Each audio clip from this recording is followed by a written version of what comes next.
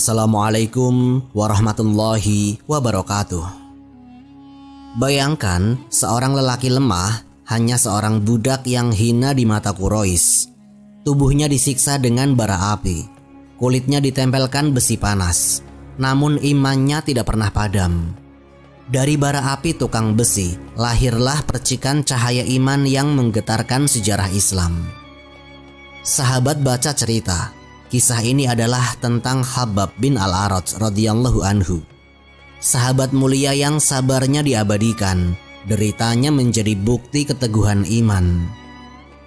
Mari kita berdoa, ya Allah, jadikan hati kami setegar hati para sahabat, kuat dalam menghadapi ujian, sabar dalam menahan derita, dan istiqomah sampai akhir hayat. Amin, amin ya robbal alamin.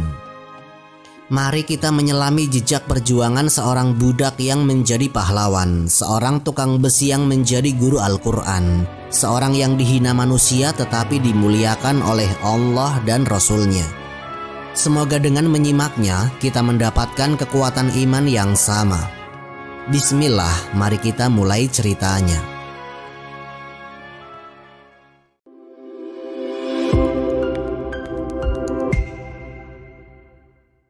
Latar belakang dan kehidupan awal.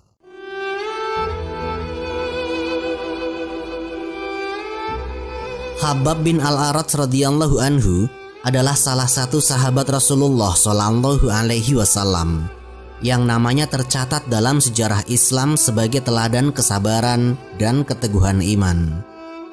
Beliau termasuk dalam kelompok as-sabiqunal awalun, orang-orang yang lebih dahulu masuk Islam pada masa-masa awal dakwah di Mekah. Namun perjalanan hidupnya tidaklah mudah. Sejak lahir, Khabbab tidak memiliki kemerdekaan. Beliau bukan dari kalangan bangsawan Quraisy, bukan pula dari kabilah besar yang disegani. Khabbab terlahir sebagai seorang budak, seorang hamba yang tidak memiliki kebebasan atas dirinya sendiri. Riwayat menyebutkan bahwa Khabbab berasal dari kabilah Tamim, namun ditawan dan diperjualbelikan hingga akhirnya menjadi budak di Mekah. Nasab lengkapnya disebut Khabbab bin Al-Arat Al-Tamimi. Kata Al-Arat sendiri menurut sebagian ulama bermakna seseorang yang memiliki cacat di lidahnya atau yang lemah suara. Meski ada juga yang menafsirkannya sebagai sekedar julukan. Bagaimanapun, sebutan itu melekat kepadanya dan beliau lebih dikenal dengan panggilan Khabbab bin Al-Arat. Sebagai seorang budak, beliau tidak punya kehormatan sosial di mata orang Quraisy. Kehidupan Mekah pada abad ke-7 penuh dengan kesenjangan. Bangsawan Quraisy seperti Bani Makhzum atau Bani Umayyah hidup dengan kemewahan hasil perdagangan internasional. Sementara para budak, tawanan, dan orang miskin menjadi lapisan terbawah, hanya dianggap alat untuk bekerja tanpa hak apapun. Inilah dunia yang ditempati oleh Khabbab sejak kecil. Dunia yang penuh dengan kesombongan Quraisy, di mana kekuasaan ditentukan oleh nasab, harta, dan status sosial. Khabbab akhirnya menjadi milik seorang perempuan dari Quraisy yang bernama Ummu Anmar Al-Khuzayyah. Dialah yang membeli Khabbab dan menjadikannya sebagai budak rumah tangga sekaligus pekerja. Pekerjaan utama Khabbab adalah sebagai pandai besi. Di tangannya, besi ditempa menjadi pedang, tombak, dan peralatan perang yang kemudian dijual untuk memenuhi kebutuhan majikannya.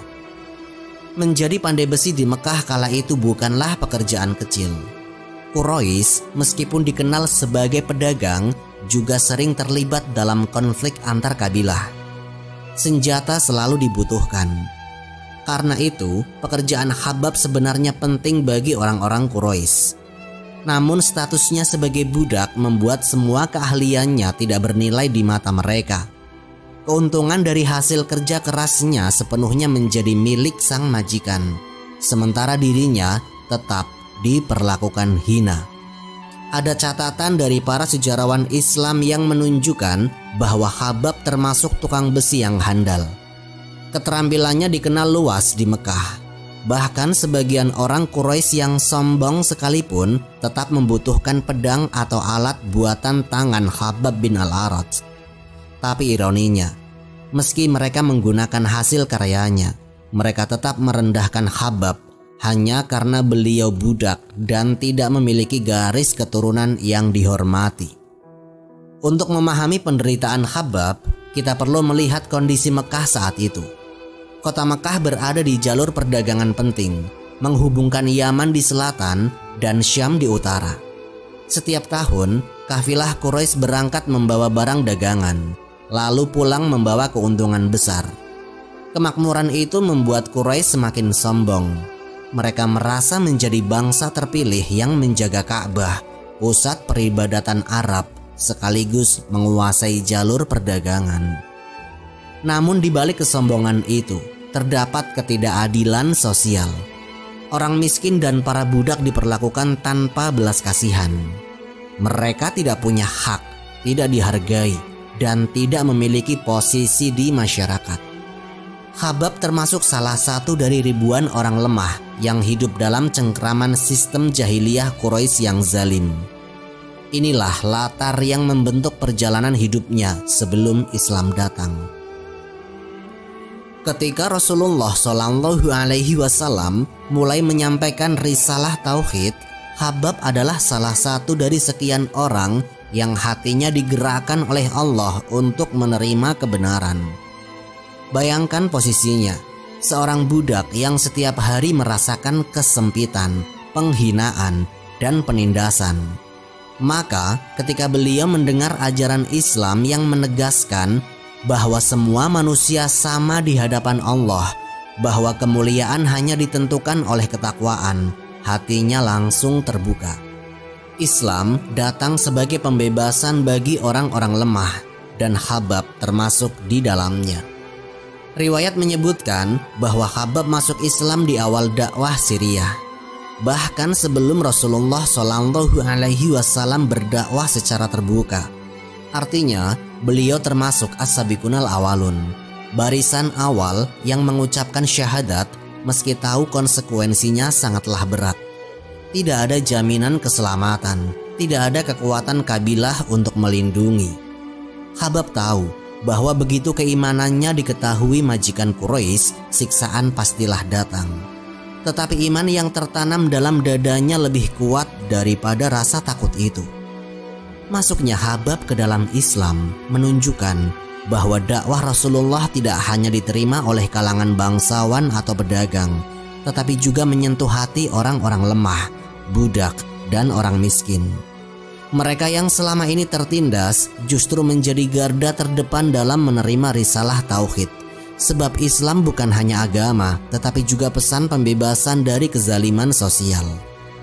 Demikianlah gambaran awal kehidupan Khabbab bin Al-Arat, seorang budak dari kalangan lemah, bekerja sebagai tukang besi di Mekah, hidup dalam lingkaran hinaan dan penindasan. Namun di balik semua itu, Allah memilihnya untuk menjadi salah satu sahabat awal Rasulullah, seorang yang kelak akan dikenang karena kesabarannya menghadapi ujian yang luar biasa. Dari bara api besi yang ditempanya setiap hari, Khabbab akan segera menghadapi bara api siksaan Quraisy karena imannya kepada Allah, dan kisah itu akan membuka lembaran panjang perjuangan hidupnya. Ujian iman pertama dan siksaan api. Ketika kabar keislaman Khabbab bin Al-Arat radhiyallahu anhu sampai kepada majikannya Ummu Ammar al-Huzaiyah, murka besar pun meledak. Dalam tradisi Quraisy, seorang budak sama sekali tidak punya hak memilih agama. Ia hanyalah milik penuh tuannya, tubuh dan jiwanya dianggap properti. Maka keputusan Khabbab memeluk Islam, agama yang saat itu dimusuhi oleh Quraisy, dipandang sebagai pengkhianatan besar. Ummu Ammar yang terkenal kejam tidak hanya sekedar menegur. Ia menjadikan tubuh Khabbab sebagai ladang pelampiasan kebenciannya. Sejak saat itu, siksaan demi siksaan dijatuhkan, dan semuanya dilakukan dengan satu tujuan, memaksa Khabbab meninggalkan Islam. Riwayat-riwayat sahih menyebutkan bahwa Ummu Anmar sering memanaskan besi sampai merah membara, lalu menempelkannya ke kulit Khabbab. Tubuhnya melepuh, bau hangus memenuhi udara, sementara jeritan sakitnya menjadi hiburan bagi sang majikan. Bayangkan seorang budak yang siang malam bekerja keras menempakkan besi untuk membuat pedang, justru dipaksa merasakan panas besi di tubuhnya sendiri, hanya karena beliau mengucapkan La ilaha illallah Muhammadur Rasulullah. Ibnu Sa'ad dalam Tabaqat Al-Kubra menyebutkan bahwa Ummu Anmar pernah membawa bara api, kemudian meletakkannya di punggung Khabbab.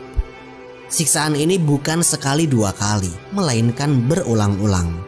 Bahkan diriwayatkan bahwa saking kerasnya penyiksaan, Khabbab pernah ditidurkan di atas bara api hingga punggungnya menempel di batu panas, membuat kulit dan dagingnya melepuh.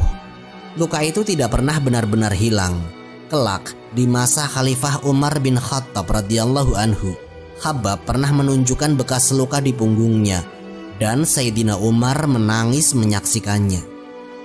Riwayat dalam Musnad Ahmad dari Suraih bin Hani menegaskan, aku mendatangi Khabbab, ia menyingkap punggungnya, dan ternyata punggungnya dipenuhi luka bakar akibat bara api yang pernah ditempelkan kepadanya oleh orang-orang musyrik. Luka itu menjadi saksi bisu atas kebiadaban Quraisy, sekaligus bukti kesabaran seorang sahabat yang imannya tidak tergoyahkan. Kita perlu memahami bahwa kebencian Quraisy terhadap Islam sangatlah besar, tetapi mereka masih menahan diri terhadap tokoh-tokoh dari kabilah kuat. Mereka tidak berani menyiksa Abu Bakar secara ekstrim karena beliau memiliki perlindungan kabilah. Tetapi para budak seperti Khabbab, Bilal bin Rabah, dan Ammar bin Yasir tidak punya pelindung. Mereka adalah sasaran empuk. Quraisy bisa menyiksa mereka sepuas hati tanpa takut ada balasan. Khabbab dengan statusnya sebagai budak dan pekerja keras benar-benar tidak memiliki pertahanan sosial. Justru karena itu beliau menerima siksaan berlapis-lapis. Di satu sisi, Quraisy ingin memberi pelajaran kepada kaum lemah agar jangan mengikuti Rasulullah. Di sisi lain, mereka menikmati perasaan berkuasa atas tubuh orang-orang yang tidak mampu melawan. Siksaan terhadap Khabbab bukan hanya bentuk kebencian agama, tetapi juga wujud kesombongan sosial kaum Quraisy. Meskipun tubuhnya dipaksa menahan bara panas api, iman Khabbab bin Al-Arat tidak tergoyahkan. Tidak ada satu riwayat pun yang menyebutkan bahwa beliau murtad atau ragu terhadap Islam. Justru dari mulutnya keluar doa dan keyakinan kepada Allah. Kesabarannya membuat para penyiksanya semakin geram, karena semakin keras mereka menyiksa, semakin tegar pula iman Khabbab bin Al-Arat. Dalam Sahih Bukhari terdapat riwayat tentang sekelompok sahabat yang datang kepada Rasulullah di Mekah dalam keadaan tertindas. Khabbab termasuk di antara mereka. Mereka berkata, "Ya Rasulullah, tidakkah engkau memohon pertolongan untuk kami? Tidakkah engkau berdoa untuk kami?" Rasulullah Shallallahu Alaihi Wasallam saat itu menjawab dengan mengingatkan mereka bahwa orang-orang beriman terdahulu bahkan ada yang digergaji hingga tubuhnya terbelah menjadi dua, tetapi tidak meninggalkan agama Allah. Nabi menegaskan bahwa kemenangan pastilah datang, namun kesabaran adalah harga yang harus dibayar. Jawaban itu menguatkan Khabbab bahwa penderitaannya bukan sia-sia, melainkan bagian dari panjang perjuangan Islam. Bahwa bara api yang beliau rasakan hanyalah ujian kecil dibandingkan balasan surga yang dijanjikan Allah. Riwayat menyebutkan dalam keadaan luka dan sakit, Khabbab sering berdoa kepada Allah meneguhkan imannya. Doa seorang budak yang tubuhnya lemah tapi hatinya penuh keyakinan. Doa itu tidak hanya menjaga dirinya, tetapi juga menjadi inspirasi bagi kaum muslimin yang lain. Kesabarannya menjadi bukti nyata bahwa Islam bisa bertahan meski musuh-musuhnya mengerahkan seluruh kekuatan untuk menghancurkan iman di hati para sahabat. Ketika orang Quraisy memaksanya untuk mencela Rasulullah, Khabbab menolak. Ketika mereka memerintahkan agar beliau kembali menyembah berhala, beliau tetap menegaskan kalimat tauhid. Inilah yang membuat siksaan semakin ditingkatkan. Tetapi setiap kali api diletakkan di tubuhnya, semangat imannya justru semakin membara. Siksaan terhadap Khabbab juga tidak berdiri sendiri. Quraisy menjadikan kasus Khabbab sebagai pesan politik. Mereka ingin menunjukkan bahwa siapapun yang mengikuti Rasulullah akan bernasib sama. Budak-budak lain diperlihatkan penderitaan Khabbab agar takut mengikuti Islam. Namun hasilnya justru malah sebaliknya. Penderitaan Khabbab bersama dengan Bilal, Sumayyah, dan Ammar menjadi bukti nyata kesungguhan iman. Islam bukan sekedar ucapan, melainkan keyakinan yang dipertahankan dengan pengorbanan nyawa. Peran besar Khabbab dalam dakwah Islam awal. Meski tubuhnya penuh luka akibat bara api Quraisy, Khabbab bin Al-Arat radhiyallahu anhu tidak berhenti berperan dalam dakwah. Justru dari dirinya kita melihat perubahan yang luar biasa. Seorang budak tukang besi yang biasanya dipandang hina berubah menjadi guru Al-Quran pada masa-masa awal Islam. Inilah keajaiban dakwah Rasulullah. Orang-orang yang tidak pernah dihitung oleh Quraisy, justru Allah jadikan penopang agamanya. Di Mekah, Khabbab memang dikenal sebagai pandai besi. Tugasnya terbiasa memegang palu dan logam panas. Tetapi setelah masuk Islam, tangannya justru lebih sering memegang mushaf awal, lembaran-lembaran wahyu yang diturunkan kepada Rasulullah. Beliau termasuk sahabat yang cerdas dan cepat dalam menghafal Al-Quran. Karena itu, Rasulullah SAW mempercayainya untuk menjadi salah satu guru bagi para sahabat baru. Peran ini sangat penting karena pada masa dakwah sirriyah atau rahasia, Al-Quran belum tersebar luas, belum ada mushaf lengkap, wahyu turun bertahap, dan penyebarannya dilakukan melalui hafalan. Maka orang-orang seperti Khabbab menjadi penghubung penting. Dari lisannya, ayat-ayat Allah diperdengarkan kepada telinga kaum muslimin yang bersembunyi dari kejaran Quraisy. Riwayat menyebutkan Khabbab sering mengajarkan bacaan Al-Quran kepada sahabat-sahabat yang baru masuk Islam di rumah-rumah tersembunyi. Salah satunya adalah rumah Darul Arqam bin Abi Arqam, markas rahasia kaum muslimin di Mekah. Di sana, Khabbab menjadi salah satu pengajar yang setia. Meski statusnya budak, para sahabat menghormatinya karena ilmu dan hafalannya. Di sisi lain, Khabbab juga kerap diminta datang ke rumah-rumah pribadi untuk mengajarkan Al-Quran. Disinilah perannya menjadi semakin penting karena banyak orang Quraisy yang justru mengenal Islam dari bacaan yang diajarkannya. Salah satu peristiwa paling terkenal adalah keterlibatan Khabbab dalam masuk Islamnya Sayyidina Umar bin Khattab radhiyallahu anhu. Riwayat sahih menyebutkan ketika Sayyidina Umar masih memusuhi Islam, beliau mendengarkan kabar bahwa adiknya Fatimah binti Khattab dan suaminya Sa'id bin Zaid telah masuk Islam. Saat itu di rumah mereka sedang ada Khabbab mengajarkan bacaan Al-Quran kepada pasangan suami istri itu. Sayyidina Umar yang masih dalam amarah datang dengan pedang terhunus. Beliau marah besar. Mengapa keluarganya mengikuti agama Rasulullah? Begitu masuk rumah, beliau mendengar lantunan ayat dari surat Toha. Fatimah dan suaminya berusaha menyembunyikan lembaran itu, tetapi Sayyidina Umar sudah mengetahuinya. Terjadilah ketegangan. Sayyidina Umar bahkan sempat memukul adiknya hingga berdarah. Namun darah itulah yang menyadarkan Sayyidina Umar. Beliau menyesal, lalu meminta agar diperlihatkan lembaran yang dibaca tadi. Fatimah menolak, kecuali Sayyidina Umar bersuci terlebih dahulu. Setelah itu, Sayyidina Umar membaca ayat-ayat awal surat Toha. Toha, kami tidak menurunkan Al-Quran ini kepadamu agar engkau celaka, tetapi sebagai peringatan bagi orang yang takut kepada Allah. Kalimat itu mengguncang hatinya. Dari seorang yang keras menentang Islam, Sayyidina Umar bergetar lalu berkata, tunjukkan aku kepada Muhammad." Pada saat itu, Khabbab yang sejak tadi bersembunyi akhirnya keluar. Beliau berkata dengan penuh keyakinan, "Bergembiralah wahai Umar, aku berharap engkau adalah orang yang didoakan Rasulullah agar Allah menguatkan Islam melalui dirimu atau melalui Abu Jahal." Kata-kata Khabbab itu seakan menjadi penguat dan memang terbukti. Tidak lama kemudian, Sayyidina Umar pergi ke Darul Arqam dan masuk Islam di hadapan Rasulullah SAW. Peristiwa ini menjadi salah satu titik balik dakwah Islam.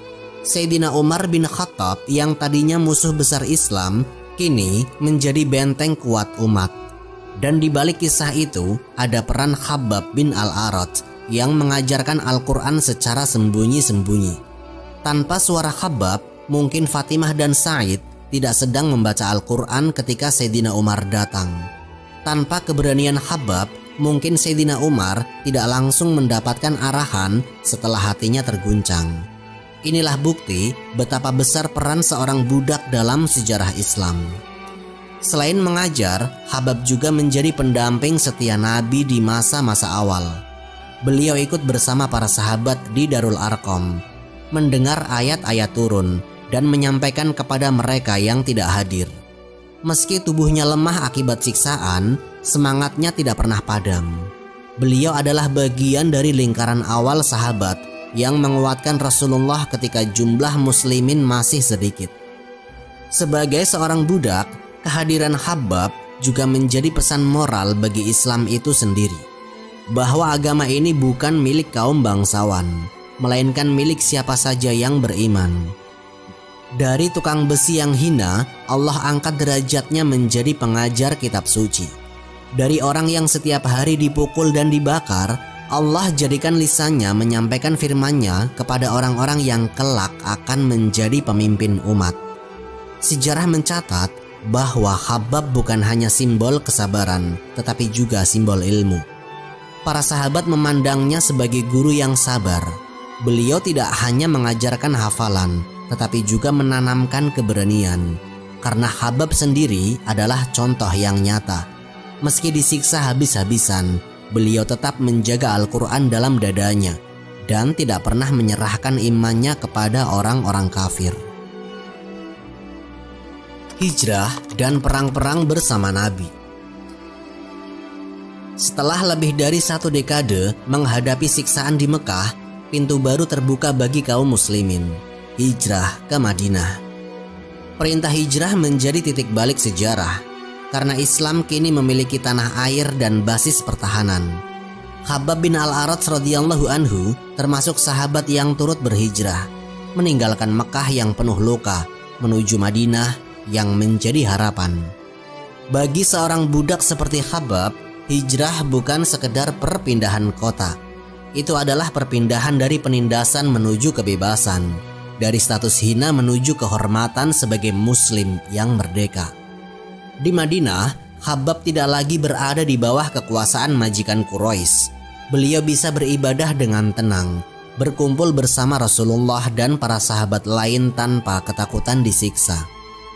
Hijrah ini mengajarkan bahwa Islam tidak hanya memerdekakan jiwa dari syirik, tapi juga memberi ruang sosial bagi kaum lemah untuk tegak sejajar dengan orang-orang besar. Khabbab yang dulunya dianggap tidak bernilai oleh Quraisy, kini berdiri sejajar dengan Abu Bakar Asy-Syiddiq, Umar bin Khattab, dan sahabat-sahabat utama lainnya. Peristiwa besar pertama setelah hijrah adalah Perang Badar pada tahun kedua Hijriyah. Rasulullah memimpin sekitar 313 sahabat menghadapi pasukan Quraisy yang jumlahnya lebih dari 1.000 orang. Khabbab berada dalam barisan kaum muslimin itu. Bayangkan kondisi fisiknya, punggung penuh bekas luka bakar, tubuh pernah dipaksa tidur di atas bara api. Tetapi semua itu tidak melemahkan tekadnya. Beliau justru berdiri gagah di barisan mujahidin.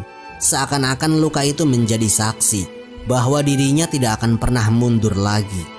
Allah pun memberikan kemenangan besar bagi kaum muslimin di Badar, dan Khabbab mendapat kehormatan sebagai salah satu ahlul Badar, pasukan pilihan yang dijanjikan Allah dengan ampunan.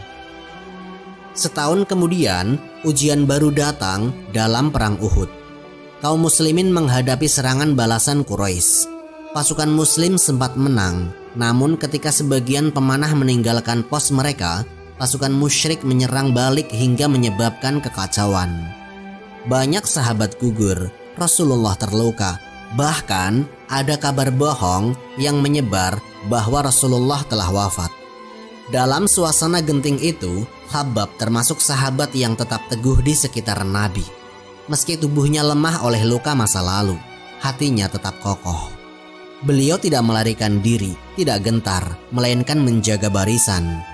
Peristiwa Uhud menunjukkan bahwa iman Khabbab bukan hanya pada saat damai, tetapi juga diuji di medan perang yang penuh bahaya. Tahun ke-5 Hijriah, Madinah dikepung oleh pasukan koalisi Quraisy dan sekutu-sekutunya dalam perang Khandaq. Kaum muslimin menggali parit sebagai pertahanan. Khabbab ikut serta dalam kerja keras itu. Meski tubuhnya sudah penuh luka, beliau tetap menggali, mengangkat beban, dan memegang senjata ketika pengepungan berlangsung. Keberadaan Khabbab di Khandaq adalah bukti bahwa dirinya tidak pernah absen dalam perjuangan.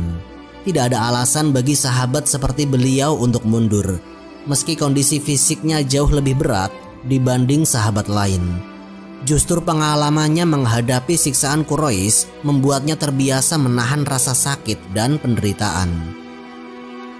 Selain perang Badar, Uhud, dan Khandaq, Khabbab juga ikut serta dalam pertempuran besar lainnya bersama Rasulullah SAW.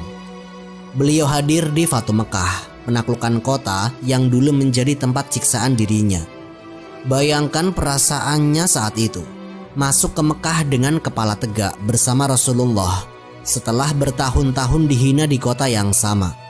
Tetapi sebagaimana akhlak Rasulullah, Khabbab tidak menuntut balas dendam. Justru beliau menyaksikan Nabi memaafkan orang-orang Quraisy dengan kalimat, "Pergilah, kalian bebas." Khabbab juga ikut dalam ekspedisi-ekspedisi lain, menjadi bagian dari pasukan Islam yang terus berkembang hingga Rasulullah wafat. Nama Khabbab tercatat di antara pejuang yang tidak pernah absen dari jihad besar. Meski berasal dari budak, Khabbab mendapatkan kedudukan terhormat di kalangan sahabat senior. Beliau sering disebut oleh Sayyidina Umar sebagai salah satu orang yang paling awal masuk Islam dan paling sabar menghadapi ujian. Sayyidina Umar bahkan pernah berkata, "Khabbab termasuk yang mendahului kami masuk Islam, dan ia telah menanggung penderitaan yang tidak ada seorang pun dari kami sanggup menanggungnya." Pujian itu bukan basa-basi. Sayyidina Umar yang dikenal keras benar-benar menaruh hormat kepada Khabbab. Sahabat lain pun melihatnya sebagai teladan kesabaran dan keberanian. Tidak banyak sahabat yang bisa menunjukkan luka seberat Khabbab, namun tetap berdiri kokoh di medan jihad.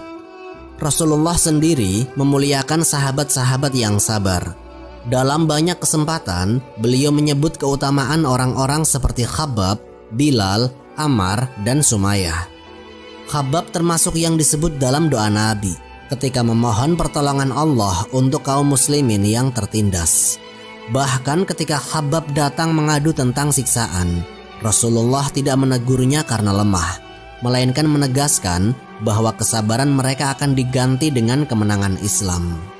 Itulah sebabnya ketika Khabbab ikut berdiri di medan perang, keberadaannya bukan hanya menambah jumlah pasukan, tetapi juga menambah semangat kaum muslimin. Mereka tahu jika seorang budak yang tubuhnya hangus oleh api masih bisa teguh memegang pedang, maka tidak ada alasan bagi mereka yang lebih sehat dan kuat untuk mundur. Kisah Khabbab dengan Rasulullah. Riwayat-riwayat sahih menggambarkan betapa erat hubungan Khabbab bin Al-Arat radhiyallahu anhu dengan Rasulullah Shallallahu Alaihi Wasallam. Bukan sekedar seorang sahabat biasa, Khabbab adalah salah satu saksi hidup atas pahit getir dakwah Islam di Mekah. Bekas luka di tubuhnya yang membekas hingga beliau wafat adalah bukti nyata bagaimana beratnya perjuangan generasi pertama Islam. Salah satu kisah paling masyhur adalah ketika Khabbab datang kepada Rasulullah dalam keadaan tubuhnya penuh luka dan jiwa yang sangat tertekan. Peristiwa ini diriwayatkan oleh Al-Bukhari dalam sahihnya. Khabbab berkata, "Kami mengadu kepada Rasulullah ketika beliau sedang bersandar di bawah bayangan Ka'bah, beralaskan kain burdah. Kami berkata, 'Wahai Rasulullah, tidakkah engkau memohon pertolongan kepada Allah untuk kami? Tidakkah engkau berdoa untuk kami?'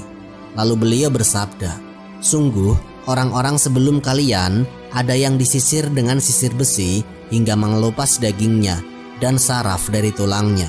Namun hal itu tidak memalingkan mereka dari agamanya. Ada pula yang digergaji kepalanya hingga terbelah menjadi dua. Namun hal itu tidak membuatnya mundur dari agamanya. Demi Allah, agama ini pasti akan disempurnakan, sehingga seorang pengendara akan berjalan dari San'a hingga Hadramaut tanpa rasa takut, kecuali kepada Allah, dan takut hanya kepada serigala atas kambingnya. Akan tetapi kalian terlalu tergesa-gesa.'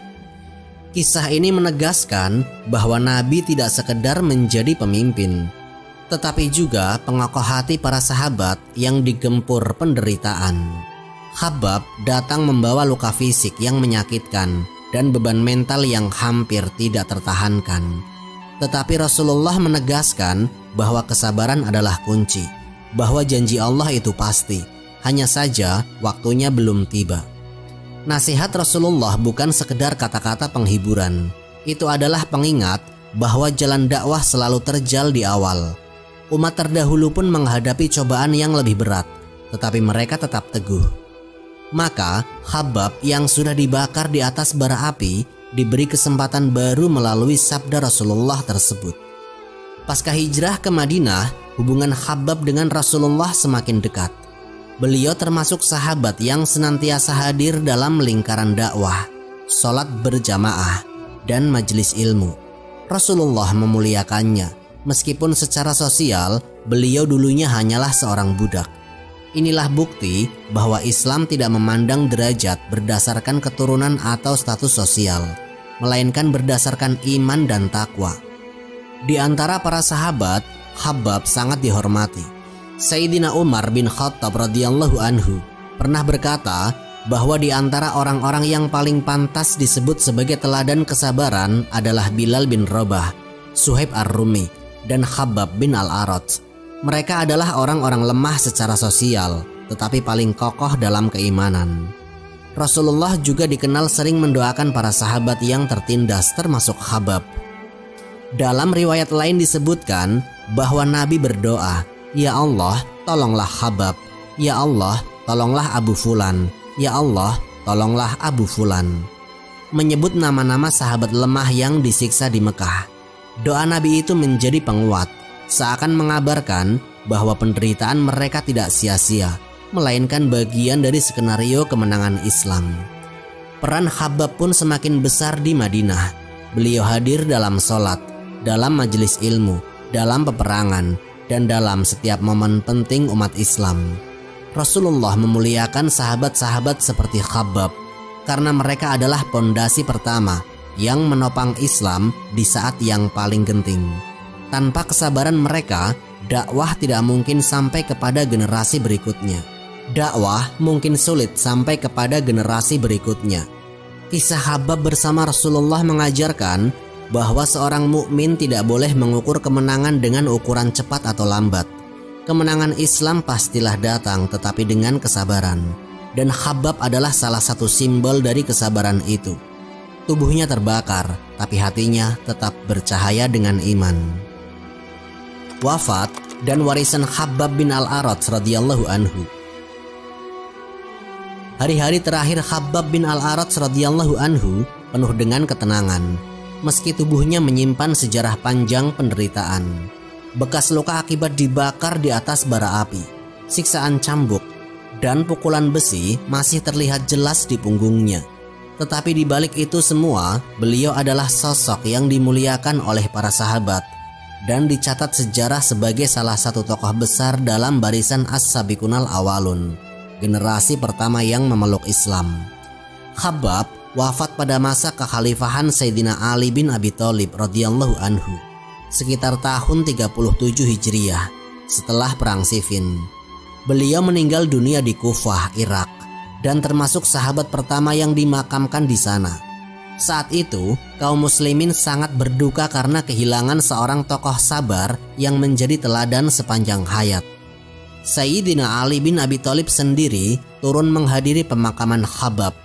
Beliau melayatkannya, lalu mengucapkan kalimat penghormatan yang sangat indah. Semoga Allah merahmati Khabbab. Ia masuk Islam dengan penuh keikhlasan, hijrah dengan penuh ketaatan, hidup sebagai seorang mujahid, dan diuji dengan penderitaan di tubuhnya. Dan Allah tidak pernah menyia-nyiakan pahala orang yang berbuat baik. Kalimat Sayyidina Ali ini menjadi saksi bagaimana Khabbab dipandang bukan hanya sebagai korban penyiksaan Quraisy, melainkan sebagai pahlawan iman yang teguh hingga wafat dalam keadaan mulia. Khabbab meninggalkan banyak pelajaran besar bagi umat Islam. Pertama, kesabaran dalam ujian agama. Tidak banyak sahabat yang mengalami siksaan pedih seperti Khabbab. Namun, beliau tidak pernah murtad atau ragu sedikit pun terhadap Islam. Bahkan dalam kondisi tubuh penuh luka, beliau tetap ikut berjuang di medan jihad. Kedua, keimanan lebih tinggi dari status sosial. Dari seorang budak yang hina di mata Quraisy, Khabbab naik derajat menjadi tokoh terhormat di kalangan sahabat. Ini membuktikan bahwa Islam datang untuk memuliakan orang karena iman dan takwa, bukan karena nasab atau kekayaan. Ketiga, kedekatan dengan Rasulullah. Hubungan khususnya dengan Nabi menjadi bukti bahwa orang-orang yang sabar dan tulus mendapat tempat istimewa di sisi beliau. Khabbab adalah salah satu wajah yang selalu dikenang saat disebut tentang ahlul bala, atau orang-orang yang diuji berat dalam agama. Yang keempat, teladan bagi generasi setelahnya. Ulama salaf sering menyebut nama Khabbab ketika menasehati umat agar sabar menghadapi fitnah dan kezaliman. Luka-lukanya menjadi saksi nyata bahwa sabar bukan teori, tapi perjuangan nyata yang harus dijalani. Ketika jasad Khabbab dimasukkan ke liang lahat, para sahabat teringat bagaimana hidupnya dipenuhi penderitaan demi Islam. Tetapi mereka juga tahu kini Khabbab telah beristirahat dari dunia yang melelahkan menuju rahmat Allah yang luas. Makam beliau di Kufah menjadi salah satu tempat yang diziarahi kaum muslimin saat itu, sebagai pengingat akan seorang sahabat yang rela terbakar demi mempertahankan syahadat. Warisan Khabbab bukan berupa harta atau jabatan, melainkan teladan iman, kesabaran, dan keteguhan. Setiap kali umat Islam membaca kisahnya, seakan terdengar pesan, bersabarlah, sebab kemenangan itu pasti. Jangan tergesa-gesa, karena janji Allah lebih nyata daripada luka yang kau rasakan. Wallahu a'lam bishawab. Semoga kisah ini memberikan manfaat dan menjadi pengingat bagi kita semua untuk terus memperbaiki diri serta meningkatkan ketaatan kepada Allah Subhanahu wa Ta'ala. Lebih dan kurangnya mohon dimaafkan. Yang benar datangnya dari Allah Subhanahu wa Ta'ala. Hilaf atau keliru itu datangnya dari saya pribadi sebagai manusia biasa. Sampai jumpa di kisah-kisah inspiratif berikutnya. Akhirul kalam, wassalamualaikum warahmatullahi wabarakatuh.